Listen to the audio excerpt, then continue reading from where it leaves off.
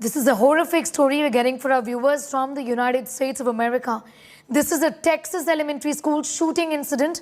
It has shocked the world. An 18-year-old gunman opened fire inside an elementary school in Texas. A total of 21 people have been killed in the incident, including 18 innocent children. 3 teachers have been killed. The suspected shooter, Salvador Ramos, was shot dead by the U.S. police. He was armed with a handgun and a rifle. According to the police, Ramos shot his grandmother before heading to school. Security was beefed up. Parents were asked to stay away from the campus. Students were transported to a safe location away from the elementary school as soon as the police got the information of this attack. All schools in Texas were locked down after reports of a gunman opening fire and barricading himself inside the Robb Elementary School started.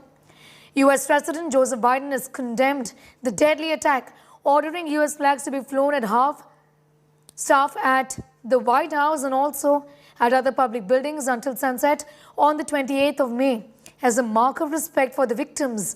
He's called for Americans to stand up against the country's powerful pro-gun lobby. He said it's time to turn this pain into action for every citizen of the country. These kinds of mass shootings never happen with the kind of frequency they happen in America. Why? Why are we willing to live with this carnage?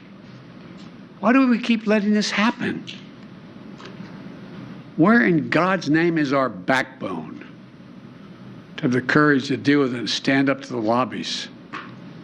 It's time to turn this pain into action for every parent, for every citizen in this country. We have to make it clear to every elected official in this country, it's time to act.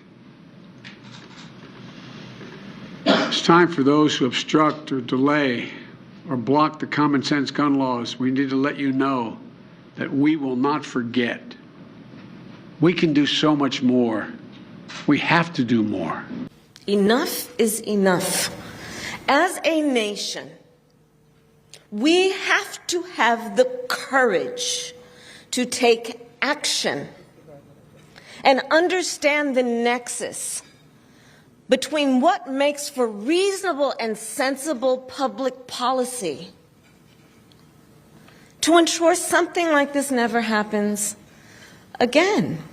To the people of Uvalde, please know that this is a room full of leaders who grieve with you. And we are praying for you, and we stand with you.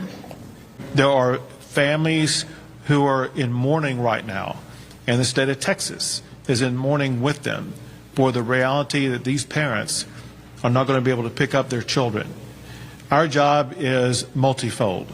First, to make sure we address exactly what happened at this crime scene, and then second, to make sure we take that information and do everything that is necessary to ensure that crime scenes like this are not going to be repeated in the future, and that we're going to be able to ensure the safety and security of our schools. I can confirm right now that we have several injuries, adults and students, and we do have some deaths. The suspect is deceased at this point. DPS is assisting with the investigation, and at this point the investigation is leading to tell us that the suspect did act alone during this heinous crime. Families are being notified, and we are providing services to them as the district should. There have been more mass shootings than days in the year. Our kids are living in fear every single time they set foot in a classroom because they think they're going to be next. What are we doing? This only happens in this country and nowhere else.